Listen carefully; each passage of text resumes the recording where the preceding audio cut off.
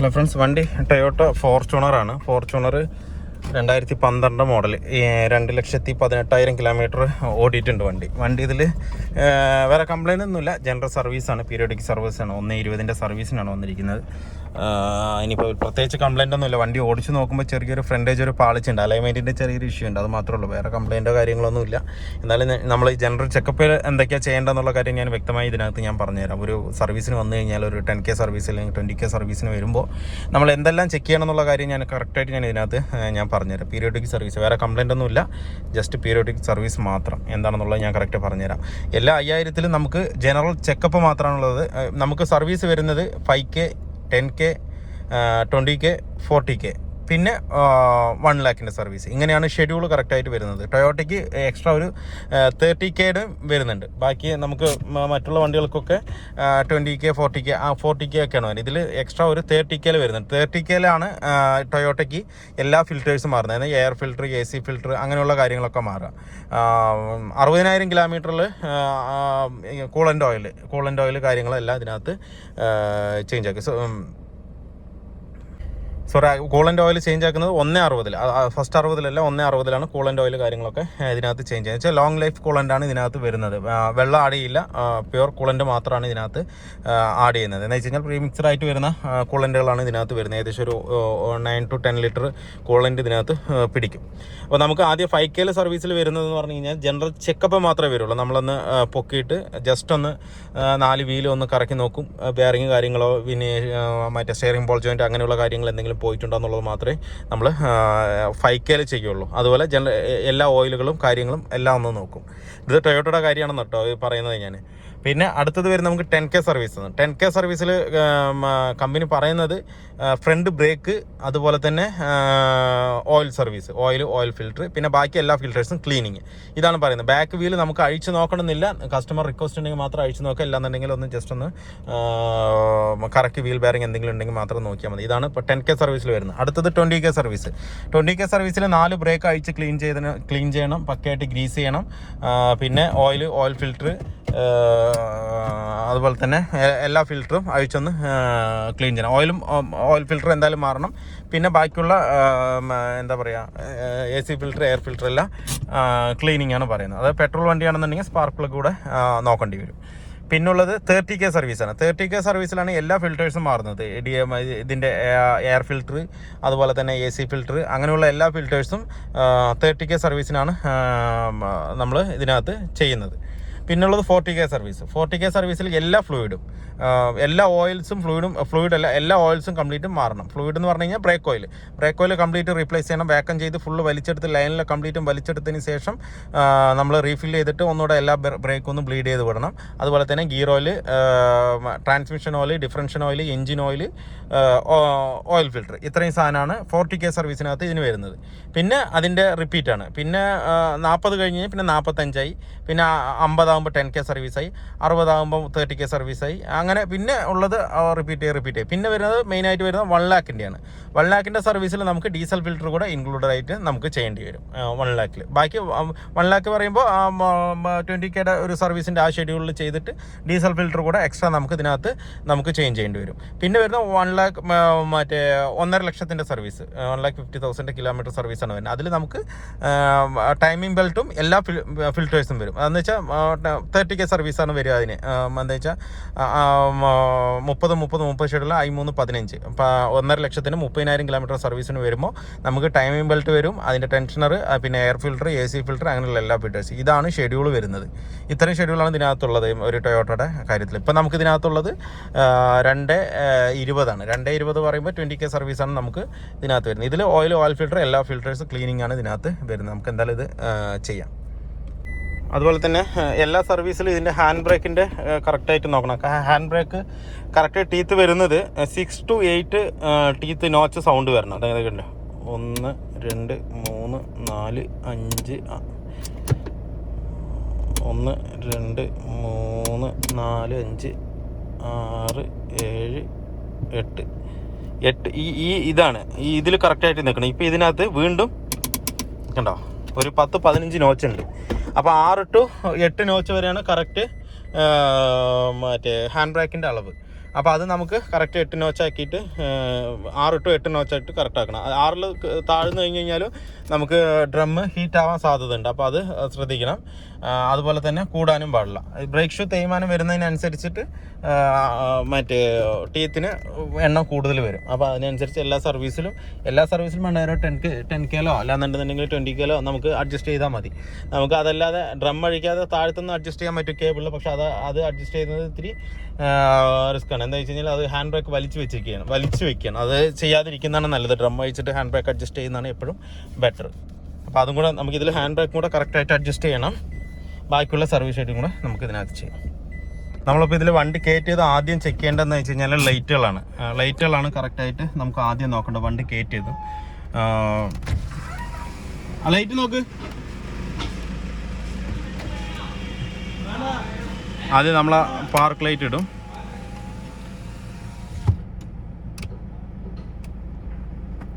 Head light, ഡിമ്മും bright, പിന്നെ അതുപോലെ തന്നെ സെൻറ്റർ ഹസാർഡ്, ഫോഗ് ലാമ്പ്, എല്ലാ ലൈറ്റും ഓക്കെ. അതേപോലെ തന്നെ ബാക്കിൽ നമ്മൾ ചെക്ക് ചെയ്യണം. അതാണ് ഫസ്റ്റ് നമുക്ക് ഇനിഷ്യലി ചെയ്യേണ്ടത്. അതുപോലെ റിയറിലും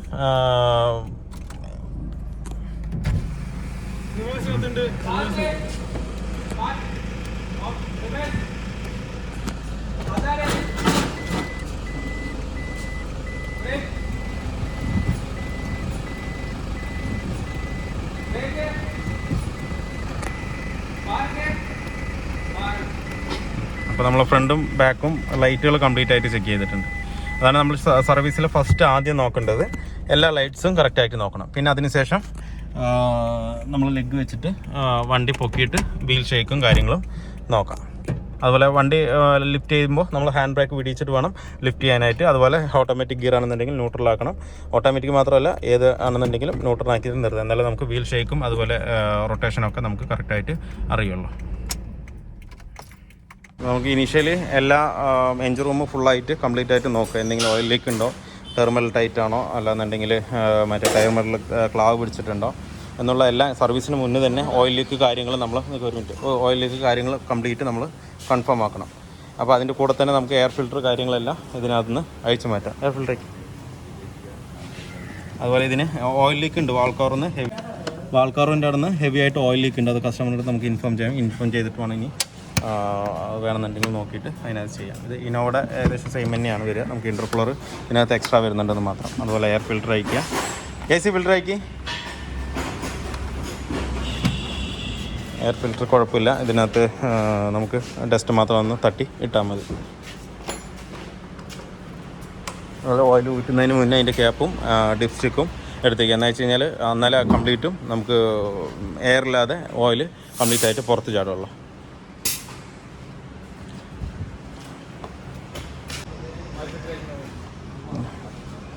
ഇതാണ് AC ഫിൽറ്റർ വരുന്നത്, ക്യാബിൻ ഫിൽറ്റർ. അതിൽ വലിയ കുഴപ്പമില്ല, ക്ലീൻ ചെയ്തിട്ടാൽ മതി. ഒറിജിനൽ ടൊയോട്ടയുടെ തന്നെയാണ് ഇതിനകത്ത് ഇരിക്കുന്നത്. AC ഫിൽറ്ററും എയർ ഫിൽറ്ററും എയർ അടിച്ച് നല്ലോണം ക്ലീൻ ചെയ്യാം. ഓക്കെ.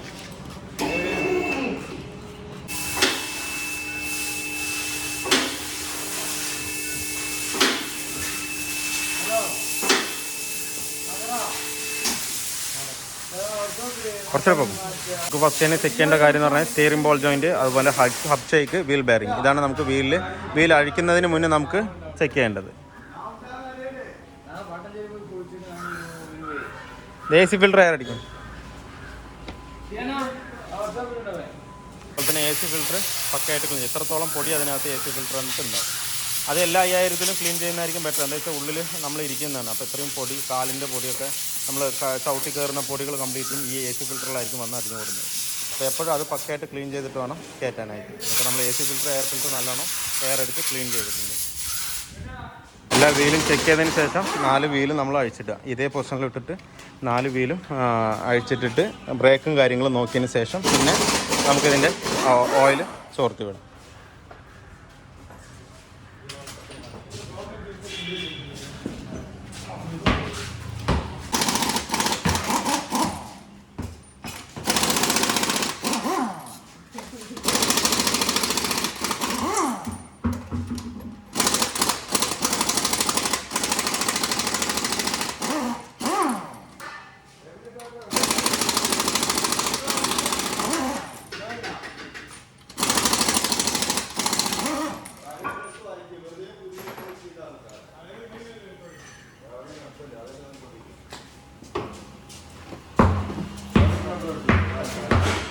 എന്നുവെച്ചാൽ നമുക്ക് ഇനിയിപ്പോൾ ബ്രേക്ക് ക്ലീനിങ് ആണുള്ളത്. ബ്രേക്ക് കറക്റ്റായിട്ട് ക്ലീൻ ചെയ്യണം. അതിന് മുന്നേ പാഡും കാര്യങ്ങളൊക്കെ കംപ്ലീറ്റ് നോക്കണം. ഇതിൽ പാഡ് പക്കയായിട്ടുണ്ട്. ഇനിയിപ്പോൾ ഒന്ന് നല്ലോണം അഴിച്ച് ക്ലീൻ ചെയ്ത് ഞാൻ വേണ്ടിയിട്ട് ഗ്രീസ് ഇടാതിരിക്കുന്ന ഗ്രീസ് ഇടാൻ നമുക്ക് ഈ പോർഷനിൽ ഈ മുകളിലും താഴെ ഇടാം. പക്ഷേങ്കിൽ ഗ്രീസ് ഓവറാകുമ്പോൾ അതിലേക്ക് മണ്ണ് കൂടുതലായിട്ട് കയറി പിടിക്കാൻ സാധ്യത ഉള്ളത് കൊണ്ട് കുറച്ച് ലേശം വേണമെന്നുണ്ടെങ്കിൽ ഇടാം. അതുപോലെ തന്നെ ഡ്രമ്മും നമ്മളിപ്പോൾ അഴിച്ചിട്ടുണ്ട്. ഡ്രമ്മും കൈയോടെ തന്നെ വെള്ളം ഒഴിച്ചിട്ട് വേണം ക്ലീൻ ചെയ്യാനായിട്ട്, വാട്ടർ അടിച്ചിട്ട് വേണം ക്ലീൻ ചെയ്യാനായിട്ട്. എന്നാൽ മാത്രമേ അത് പക്ക ക്ലീൻ ആവുള്ളൂ. അതിൻ്റെ ഡസ്റ്റ് നമ്മൾ ശ്വസിക്കാണ്ടിരിക്കുള്ളൂ. ഇല്ലാത്ത പക്ഷം നമ്മൾ അതിൻ്റെ ഡസ്റ്റ് ശ്വസിച്ച് കഴിഞ്ഞാൽ അത് ബുദ്ധിമുട്ടാണ്.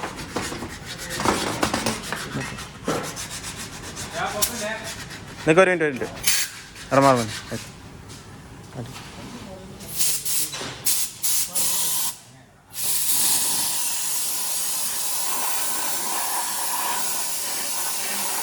അവിയൽ മാറ്റി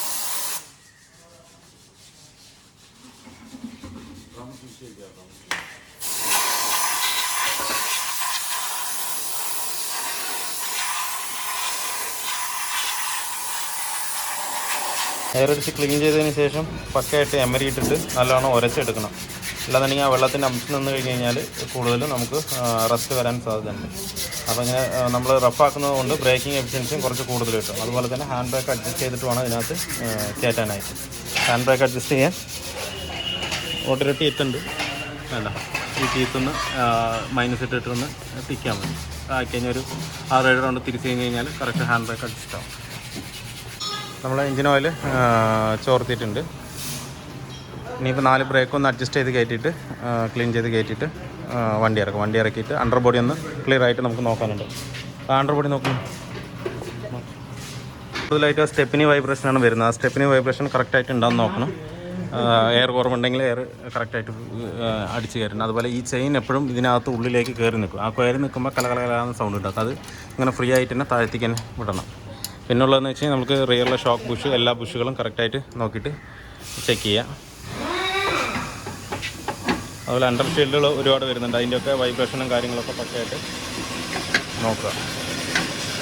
പിന്നെ സ്റ്റാർ ജോയിൻറ്റ് 3 സ്റ്റാർ ജോയിൻറ്റും കറക്റ്റായിട്ട് ഷെയ്ക്ക് ഉണ്ടെന്നുള്ളത് നമ്മൾ നോക്കണം. എല്ലാ സർവീസിലും അത് ചെക്ക് ചെയ്യണം.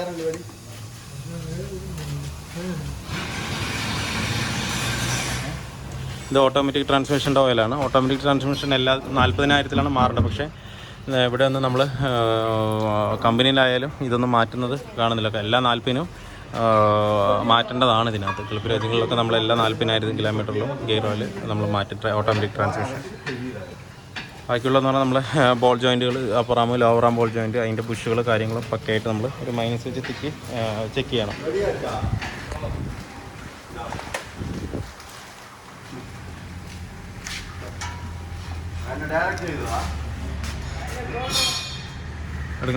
എടുക്കണം.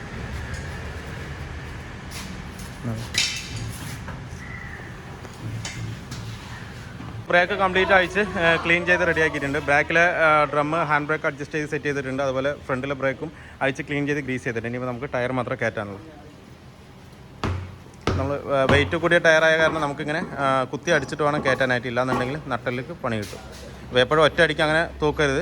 കുത്തി അടിച്ചിട്ട് വേണം കയറ്റാൻ. അങ്ങനെ അടിക്കുമ്പോൾ ഓൾറെഡി ആ ടയറിൻ്റെ എയർ പ്രഷർ കൊണ്ട് ജമ്പാവും നമുക്ക് വലിയ ലോഡ് തോന്നില്ല. അങ്ങനെ കയറ്റിയും കൊണ്ട് ഇട്ടാൽ മതി.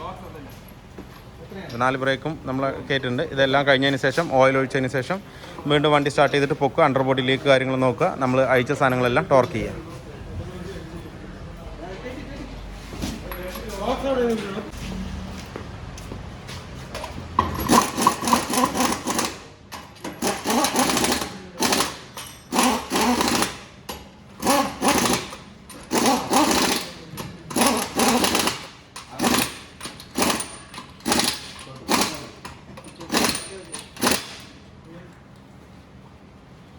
നമ്മളിപ്പോൾ ടൊയോട്ടയുടെ ഓയി ഫിൽറ്റർ തന്നെയാണ് എടുത്തിരിക്കുന്നത്. ഇതിനകത്ത് ഏകദേശം അത് 459 രൂപ റേറ്റ് വരുന്നുണ്ട് ഒറിജിനൽ.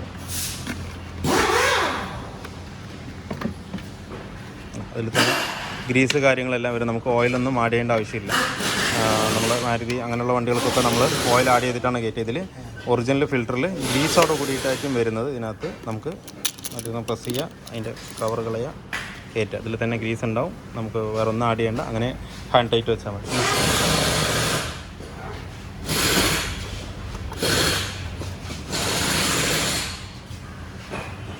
10.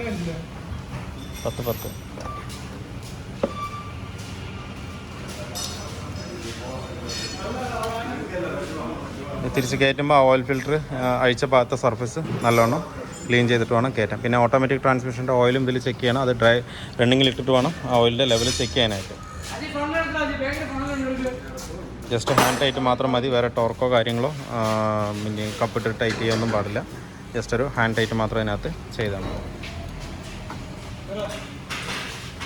ഫോർച്യൂണറുടെ വർക്ക് ഫുള്ളി കംപ്ലീറ്റ് ആയിട്ടുണ്ട്. വീലിറക്കി വീല് ടോർക്ക് ചെയ്ത് കറക്റ്റായിട്ട് എപ്പോഴും വീല് നമ്മൾ എടുത്ത ഉടനെ ടോർക്ക് ചെയ്തിട്ട് വണ്ടി നമ്മൾ റിലീസ് ചെയ്യുള്ളൂ. എന്താ വെച്ച് കഴിഞ്ഞാൽ എല്ലാ ബോൾട്ടും ടോർക്ക് ചെയ്യുമ്പോൾ നമുക്കത് 2 ബെനിഫിറ്റാണ്. ഒന്ന്, എല്ലാ ബോൾട്ടും കറക്റ്റ് ടോർക്കാവും. അതുപോലെ തന്നെ എല്ലാ ബോൾട്ടും നമുക്ക് ടൈറ്റ് ചെയ്യാന്നുള്ള കാര്യം നമുക്കതിനകത്ത് നിന്ന് മനസ്സിലാക്കാൻ പറ്റും. അപ്പോൾ നമ്മൾ എല്ലാ വണ്ടിയും ഫൈനലിൽ നമ്മൾ വീലിറക്കി കഴിഞ്ഞ് കഴിഞ്ഞാൽ ടോർക്ക് ചെയ്തിട്ട് നമ്മൾ വിടുള്ളൂ. വണ്ടി ഓക്കെയാണ്, പക്കയാണ്. എൻജിൻ സ്മൂത്ത് ആയിട്ടുണ്ട്. നമ്മൾ ഒഴിച്ചിരിക്കുന്ന ഓയിൽ എന്ന് പറഞ്ഞാൽ 5W30 മൊബൈലിൻ്റെ 5W30 ഫുള്ളി സിന്തറ്റിക് ഓയിലാണ്. 3000 എന്ന് പറയും അതിന്. ഫുള്ളി സിന്തറ്റിക് ഓയിലാണ് ഇതിനകത്ത് ആഡ് ചെയ്തിരിക്കുന്നത്. 7 ലിറ്റർ 6.9 ലിറ്റർ വരും, 7 ലിറ്റർ വരും ഇതിനകത്ത്. പിന്നെ ബാറ്ററി വോൾട്ട് എല്ലാം നമ്മൾ ചെക്ക് ചെയ്ത് ഗ്രാവിറ്റി എല്ലാം നോക്കിയിട്ടുണ്ട്, ഓക്കെയാണ്. പിന്നെ AC ഫ്ലോ ഒക്കെ ഇപ്പോൾ പക്കയായി. നമ്മൾ AC ഫിൽറ്ററൊക്കെ ഒന്ന് ക്ലീൻ ചെയ്തപ്പോൾ ഇപ്പോൾ നമ്മൾ ഹൈ സ്പീഡിൽ ഇട്ട് കഴിഞ്ഞ് കഴിഞ്ഞാൽ ഭയങ്കര ഫ്ലോ ആണ്, നല്ല ഫ്ലോ ഉണ്ട്. അപ്പോൾ ഇത്രയും കാര്യമാണ് ഒരു ജനറൽ സർവീസിന് നമ്മൾ ചെയ്യുന്നത്. ഇതാണ് കമ്പനിയിലെ ഷെഡ്യൂളും കമ്പനിയിൽ ചെയ്യുന്നതും എല്ലാം ഇങ്ങനെ തന്നെയാണ്. ഇതിൽ കൂടെ അഡീഷണൽ ആയിട്ട് വേറെ ഒന്നും ചെയ്യാനില്ല, നോക്കാനുമില്ല. എല്ലാ സർവീസിനകത്ത് ഷെഡ്യൂളിൽ ഒരു 5000 കിലോമീറ്റർ സർവീസ് 10,000, 20,000, 30,000, 40,000 ഈ സർവീസിലുള്ള എല്ലാ ഷെഡ്യൂളിൽ എന്തൊക്കെയാണ് ചെയ്യേണ്ടുള്ള കാര്യം ഞാൻ പറഞ്ഞു. അപ്പോൾ നമ്മൾ ഇത് ചെയ്തിരിക്കുന്ന 20K സർവീസാണ്. അതിൻ്റെ കാര്യങ്ങളെല്ലാം ഇതിനകത്ത് ക്ലിയർ ആക്കിയിട്ടുണ്ട്. ബ്രേക്കിംഗ് കാര്യങ്ങൾ, ഹാൻഡ് ബ്രേക്കൊക്കെ ഇപ്പോൾ ഒക്കെയാണ്. വേണ്ട ഏകദേശം ഒരു 7 വെച്ച് 8 വെച്ച് അടുത്ത് വരും. അപ്പോൾ ഹാൻഡ് ബ്രേക്കെല്ലാം കറക്റ്റ് തന്നെയാണ്. നമുക്ക് ഓവറായിട്ട് ആക്കി വെച്ചാലും നമുക്ക് ബുദ്ധിമുട്ട് തന്നെയാണ്. അപ്പോൾ അതെല്ലാം കറക്റ്റ് ആക്കി വെച്ചിട്ടുണ്ട്. അപ്പോൾ വീഡിയോ എല്ലാവർക്കും ഇഷ്ടമായിരുന്നു ലൈക്ക് ചെയ്യുക, ഷെയർ ചെയ്യുക, അതുപോലെ തന്നെ സബ്സ്ക്രൈബ് ചെയ്യാതെയാണ് വീഡിയോ കാണുന്നെങ്കിലും സബ്സ്ക്രൈബ് ചെയ്ത് സപ്പോർട്ട് ചെയ്യുക. അതുപോലെ തന്നെ കമൻറ്റ് ഇടാനും മറക്കരുത്. നിങ്ങൾക്ക് എന്ത് അഭിപ്രായം ഉണ്ടെന്നുണ്ടെങ്കിൽ കമൻറ്റിലൂടെ അറിയിച്ചു കഴിഞ്ഞാൽ പലർക്കും വിളിക്കാൻ പറ്റില്ല. അപ്പോൾ കാണുമ്പോൾ എന്തെങ്കിലും ഒരു ഫോൾട്ടോ ഇല്ലാന്നുണ്ടെങ്കിൽ തെറ്റാണെങ്കിൽ ശരി, ശരിയാണെങ്കിൽ ശരി, ഒന്ന് കമൻറ്റായിട്ട് ഇട്ട് കഴിഞ്ഞ് കഴിഞ്ഞാൽ നമുക്കതിനനുസരിച്ച് എൻ്റെ വർക്കിനോട് ഞാൻ ഇമ്പ്രൂവ് ചെയ്യാൻ പറ്റും. അപ്പോൾ കമൻറ്റ് എന്തായാലും എല്ലാവരും ഇടാൻ മറക്കാതിരിക്കും.